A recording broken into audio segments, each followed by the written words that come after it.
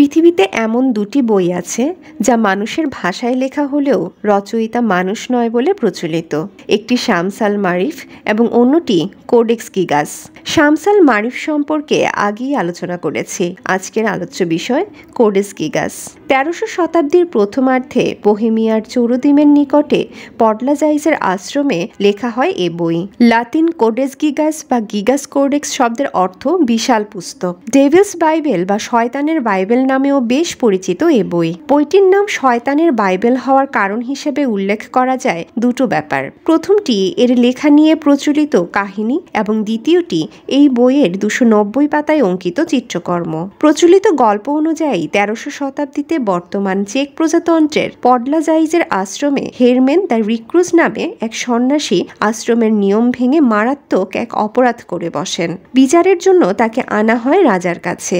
রাজা সন্ন্যাসীকে মৃত্যুদণ্ড দেন। ঠিক হয় আশ্রমের দেয়ালে তাকে জীবন্ত অবস্থায় ইট দিয়ে আটকে দেয়া হবে, আর সেখানেই ক্ষুধা পিপাসা বাতাসের অভাবে ধীরে ধীরে মৃত্যুবরণ করবে সন্ন্যাসী। হেরমেন তখন এমন ভয়ঙ্কর শাস্তির হাত থেকে বাঁচতে রাজার কাছে আর্জি করলেন তাকে যেন শেষবারের মতো একটি সুযোগ দেয়া হয়। বিনিময়ে তিনি পৃথিবীর সমস্ত জ্ঞান সংকলন করে পাণ্ডুলিপি তৈরি করে দিবেন। রাজা তার প্রস্তাবে রাজি হলেন ঠিকই, তবে তাকে সময় দিলেন মাত্র ১ রাত। জীবন বাঁচানোর সুযোগ হাতছাড়া করতে চাইলেন না সন্ন্যাসী। শুরু করলেন পুস্তক রচনার কাজ। কারাগারে রাতের শেষ প্রহরের ঘণ্টা বেজে উঠল। তখনও অর্ধেকও এগোয়নি পুস্তক রচনার কাজ। সন্ন্যাসীর চেহারা ভয়ে ফ্যাকাশে হয়ে গেল। নিরুপায় হেরমেন বুঝতে পারলেন পৃথিবীর কোনো মানুষ এক রাত্রির ভেতর এই বই শেষ করতে পারবে না। এমন মুহূর্তে তিনি নিলেন এক কঠিন সিদ্ধান্ত। কারাকক্ষের এক কোণে বসে শুরু করলেন মন্ত্র পড়া।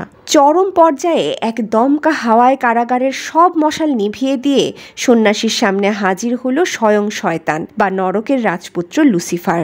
সন্ন্যাসী হাত জোর করে অনুরোধ করলেন ভোরের আগেই বইটির লেখা শেষ করে দিতে। রাজি হলো শয়তান, তবে বিনিময় হিসেবে চাইল সন্ন্যাসীর আত্মা। জিতেও হেরে গেল সন্ন্যাসী। মৃত্যুদণ্ডের হাত থেকে বাঁচতে মৃত্যুকেই বেছে নিতে হলো সন্ন্যাসীর। শয়তান বা লুসিফার এক মুহূর্তের মধ্যেই সে পাণ্ডুলিপির কাজ শেষ করে দিল, কিন্তু ফিরে যাওয়ার আগে রেখে গেল তার স্বাক্ষর। বইটির ২৯০ পাতায় তার স্বাক্ষর স্বরূপ এক কদাকার শয়তানের ছবি অঙ্কিত হয়েছে, আর এই ছবির কারণেই এর নাম হয়ে গেল শয়তানের বাইবেল। যদিও তখনকার যুগে শিল্পকর্মে শয়তানের প্রতিকৃতির ব্যবহার নতুন ছিল না, প্রায়ই শয়তান এবং তার অভিশপ্ত শিষ্যদের ছবির ব্যবহার দেখা যেত। তবে এই বইটিতে অঙ্কিত শয়তানের ছবিটি ছিল প্রচলিত ধরন থেকে সম্পূর্ণ ভিন্ন। পরদিন রাজদরবারে বিশাল পাণ্ডুলিপি নিয়ে হাজির হলেন সন্ন্যাসী। রাজদরবারের সবাই তাজ্জব বনে গেলেন। রাজা সন্ন্যাসীকে প্রশ্ন করলেন, এটা কি সন্ন্যাসী? ক্লান্ত হাসি দিয়ে সন্ন্যাসী স্থানীয় ভাষায় বললেন, কোডেক্স গিগাস। কথা মতো মুক্তি পেলেন সন্ন্যাসী। তবে মুক্তির পর কারাগার থেকে বের হয়ে পথেই মৃত্যু ঘটল তার। দূর থেকে দেখে বিকট শব্দে হাসতে লাগলো শয়তান। কোডেক্স গিগাস নিয়ে এমন গল্প প্রচলিত ত্রয়োদশ শতাব্দী থেকেই, তবে এর কোনো সাক্ষী এখন বেঁচে নেই। তবে বইটি ঘিরে রহস্য ও প্রশ্ন আছে প্রথম থেকেই। রহস্যের ডালপালা আরও বিস্তৃত হয় যখন ইতিহাস হাতড়ে দেখা যায় এ পর্যন্ত বইটিকে যতজনই নিজের ব্যক্তিগত সম্পদ করতে চেয়েছে প্রত্যেকেরই মৃত্যু হয়েছে অত্যন্ত করুণভাবে। তবে কি সত্যি এই বইয়ের রচয়িতা অভিশপ্ত শয়তান? এ প্রশ্নের উত্তর খুঁজতে চালানো হয় নানা গবেষণার ফলগুলো ছিল অত্যন্ত চমকপ্রদ, যা ভাবনায় ফেলে দেয় বিজ্ঞানকে। ১৬৫ পাউন্ড বা ৭৫ কেজি ওজনের কোডেক্স গিগাস ৩৬.২ ইঞ্চি লম্বা, চওড়া ১৯.৭ ইঞ্চি এবং এর পুরুত্ব ৬.৮ ইঞ্চি, যাতে পৃষ্ঠা হিসেবে ব্যবহৃত হয়েছে গাধা বা খচ্চরের চামড়া। সুইডেন জাতীয় গ্রন্থাগারের গবেষকদের মতে যদি কোনো লেখক পুরো সপ্তাহ জুড়ে প্রতিদিন প্রায় ৬ ঘন্টা ধরে লেখেন, তাহলেও এরকম আকৃতির একটি বই লিখে শেষ করতে তার লেগে যাবে প্রায় ৩০ বছর। অর্থাৎ একা একজন ব্যক্তির পক্ষে এমন একটি বই এক রাতে লিখে শেষ করা অসম্ভব ব্যাপার। অন্যদিকে হাতের লেখা বিশ্লেষণ করে বোঝা যায় এই পুরো বইটি একজন ব্যক্তিরই হাতে লেখা। যদি এও ধরে নেওয়া হয় যে হেরমেন বহুদিন ধরে এই বই রচনা করছেন, তবে তাও প্রমাণ অযোগ্য, কারণ বয়সের সাথে সাথে মানুষের হাতের লেখাও পরিবর্তন স্বাভাবিক, কিন্তু কোডেক্স গিগাসের শুরু থেকে শেষ অবধি লেখার কোনো পরিবর্তন হয়নি। সম্পূর্ণ হাতে লেখা এই বইটি নির্ভুল এবং প্রত্যেকটি অক্ষর একই ঢঙে লেখা, যেমনটা কোনো প্রিন্টেড বইতে দেখা যায়। পুরো বইটিতে ব্যবহার করা হয়েছে একই ধরনের কালি, যা তৈরি হয়েছে পোকামাকড়ের ঝুলকালি দিয়ে, আর রং হিসেবে ব্যবহার করা হয়েছে বিভিন্ন কীটের শরীরের নানান রঙের তরল। এতে প্রমাণিত হয় যে লেখকের কীটপতঙ্গ সম্পর্কে খুব ভালো ধারণা ছিল। বইটির লেখা এবং চিত্রকর্ম সব একই কালি এবং রং দ্বারা লেখা হয়েছে। 4th শতকের লেখা লাতিন বাইবেলের পুরোটাই রয়েছে এই বইতে। বইয়ের প্রথম অংশ জুড়ে রয়েছে সেই বাইবেল।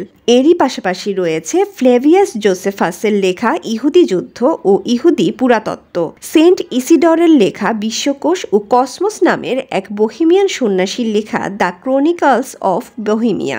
এছাড়াও ভয়ঙ্কর রোগ থেকে জাদু বলে মুক্তি, কালো জাদুর মতো অতিপ্রাকৃত নানা বিষয় ছড়িয়ে রয়েছে বইয়ের পাতায় পাতায়। বাদ যায়নি ডাইনি চেনার কায়দা কানুন কিংবা চোর ধরার কৌশলও। কেবল টেক্সট নয়, রয়েছে নানা ছবি। শয়তানের ছবির কথা তো আগেই বলেছি। পাশাপাশি রয়েছে স্বর্গ, পৃথিবী ও পশু পাখির ছবিও। মধ্যযুগে বিভিন্ন স্থানে অঙ্কিত শয়তানের যেসব ছবি দেখা যায়, তার থেকে কোডেক্স গিগাসের শয়তানের ছবিটি অনেকটাই আলাদা। 19 ইঞ্চি দীর্ঘ এই ছবিতে শয়তান একেবারে একা। নিম্নাংশে একখণ্ড বস্ত্র ছাড়া বাকি শরীর নিরাভরণ। বলা হয় পরনের ওই বস্ত্র আসলে নিজেকে অন্ধকারের রাজপুত্র হিসেবে দেখানোর জন্যই শোভা পাচ্ছে। কেউ কেউ বলেন সন্ন্যাসী নিজেই শয়তানকে তুষ্ট করতে এই ছবি এঁকেছিলেন। আবার বেশিরভাগ লোকই মনে করেন এই ছবি স্বয়ং শয়তানেরই আঁকা। শয়তানের ছবিটি বইতে এমন ভাবে আঁকা হয়েছে যা দেখলে মনে হবে শয়তান যেন পৃষ্ঠা থেকে বের হয়ে আসতে চাইছে। যে পাতায় শয়তানের এই ছবি অঙ্কিত হয়েছে তার ঠিক বিপরীত পাতাতেই আঁকা হয়েছে স্বর্গ, মতান্তরে স্বর্গীয় শহর জেরুজালেমের ছবি। কিন্তু রহস্যজনকভাবে এই ছবিতে স্বর্গ সম্পূর্ণ জনমানব শূন্য। হতে পারে মানুষকে পথভ্রষ্ট করে স্বর্গকে জনশূন্য করার শয়তানের যে অভিপ্রায়, তাতে সে একদিন জয়ী হবে এমনটাই ইঙ্গিত করা হয়েছে এই ছবি দুটোতে। 1697 সালে কোডেক্স গিগাসের অবস্থান ছিল সুইডেনের রাজার লাইব্রেরিতে। এ সময় এই লাইব্রেরিতে ঘটে ভয়ঙ্কর এক অগ্নিকাণ্ড। নিমিষেই পুড়ে ছাই হয়ে যায় সম্পূর্ণ লাইব্রেরিটি। কিন্তু আশ্চর্যজনকভাবে আগুনের ঝাপটায় জানলা দিয়ে বাইরে পড়ে যায় কোডেক্স গিগাস। এ সময়ই খোয়া যায় বইয়ের শেষ 12টি পাতা। কিভাবে খোয়া গেল এই পাতাগুলো বা কি লেখা ছিল পাতাগুলোতে, তা আজও রহস্য। অনেকে মনে করেন এই পাতাগুলোতে পৃথিবী ধ্বংস সম্পর্কিত তথ্য ছিল। আবার কারো কারো মতে শয়তানকে ডাকার পদ্ধতির বর্ণনা ছিল এই পাতাগুলোতে। তবে পাতাগুলোতে যাই থাকুক, তা আজ আর সঠিকভাবে জানা সম্ভব নয়। প্রাচীন এই বইটি নিয়ে রহস্য বহুদিনের। এর আকৃতি, লেখা সবকিছুই জ্ঞান পিপাসুদের ভাবিয়ে তুলেছে বারবার। বর্তমানে বইটি স্টকহোমে সুইডেনের ন্যাশনাল লাইব্রেরিতে সংরক্ষিত আছে। তবে জনসাধারণের জন্য উন্মুক্ত নয় বইটি। এই বইয়ের অনলাইন সংস্করণ পড়ে দেখতে পারেন। বইটির বাংলা সংস্করণও খুঁজে পাবেন অনলাইন বা বইয়ের দোকানগুলোতে। আজ এ পর্যন্তই। দেখা হবে পরের ভিডিওতে। লাইক, কমেন্ট ও শেয়ার করে তথ্যগুচ্ছের সাথে থাকুন। এমন আরও ভিডিও দেখতে সাবস্ক্রাইব করে বেল বাটনটি চেপে দিন। আল্লাহ হাফেজ।